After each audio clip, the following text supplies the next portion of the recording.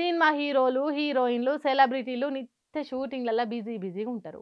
ఇక జర్ర టైం దొరికిందంటే చాలు బ్యాగ్ చదువుకొని బయట దేశాలకు టూర్లు పోతారు. అక్కడ మొత్తం తిరిగి ఆ దేశ అందాలను ఆస్వాదించుకుంటా పనిలే పని సోషల్ మీడియా ఫ్యాన్స్తో కూడా పంచుకుంటారు.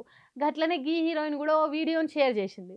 మనం ఎట్లనో ఆల లెక్క తిరగలేం కాబట్టి కనీసం చూసైనా ధరిద్దాం పాన్రి. ఇగో గుర్తుపట్టిర్రా మేడాన్ని, హీరోయిన్ భాగ్యశ్రీ బోర్సే షూటింగ్ లా బ్రేక్ దొరికే వరకు దుబాయ్ దేశం పోయింది. ఆడ బాగా ఫేమస్ అయిన స్కై డైవింగ్ చేసింది.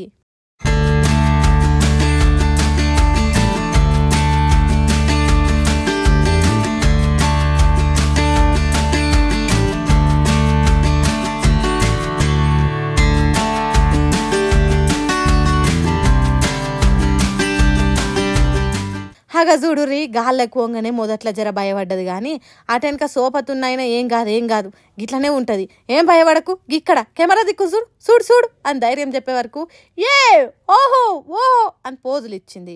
ఇక కిందికి దిగంగానే అబ్బా సాయిరామ్ బతికిపోయినరా చెరుంట చచ్చిపోవు అనుకున్నది కావచ్చు. మరి ఇంతటి సాహసం చేసినాక ఉత్త ఊకుంటే ఎట్లా, నా ఈ ధైర్యాన్ని అభిమానులతో వంచుకుంటా అని సోషల్ మీడియాలో పోస్ట్ చేసింది. ఈ వీడియో ఇప్పుడు సోషల్ మీడియాలో గిరికలు కొట్టుడుతోని వావ్ సూపర్ గ్రేట్ అనుకుంటా కామెంట్లు చేస్తుర్రు నెట్ జనాలంతా. శత్రువు మిత్రుడు మనకి ఎప్పుడు శత్రువే అవుతాడు తప్ప మిత్రుడు అస్సలే కాదు. అట్లా అయింది మన దేశానికి టర్కీ దేశానికి. పాకిస్తాన్ దేశాన్ని మించిన సోపతి మాకు ఇంకెవ్వరు లేరు అని టర్కీ దేశం చెప్పినాక వాని దేశంతో మనకి ఎందుకు కలుపుగోలుగుంటాం, అందుకే తెగదెంపులు చేసుకుంటున్నాం. టర్కీ దేశపోని టక్కు టమారా పనులు తెలిసినాక వానికి మనకు మాటలెక్కడి. పాకిస్తాన్ దేశంతో యుద్ధం జరుగుతుంటే టర్కోడు ఆయుధాలు ఇచ్చిండు పాకిస్తాన్కు, అంటే పరోక్షంగా మన దేశాన్ని చెడగొట్టే పనే కదా అది.